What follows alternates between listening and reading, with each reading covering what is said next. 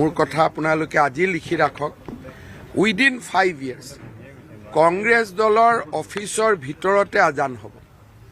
5 years within 5 years লিখি লওক আৰু কংগ্ৰেছ দলৰ মিটিঙত যেনেকৈ আমাৰ বিশ্বজিৎ দৈমাৰীয়ে মুৰ্গী মাংস গাহৰি মাংস ৰাখে কংগ্ৰেছ দলৰ মিটিঙতো দুটা টেকেলি হ'ব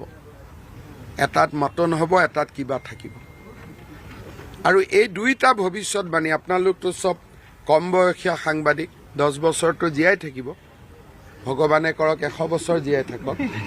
মই কৈছো যে 5 বছৰত এইটো হ'ব গৈ আছে উইদিন 5 years কংগ্ৰেছত অকল কোন কেইজন হিন্দু নেতা থাকিব যাৰ দেউতাক মাক মন্ত্ৰী আছিল নাম্বাৰ 2 2029ত গৌৰৱ গগৈয়ে নগাঁৱত ইলেকশ্যন খেলিব পদ্যুৎ বৰদলৈয়ে কংগ্ৰেছ ত্যাগ কৰিব নাম্বাৰ 3 মোৰ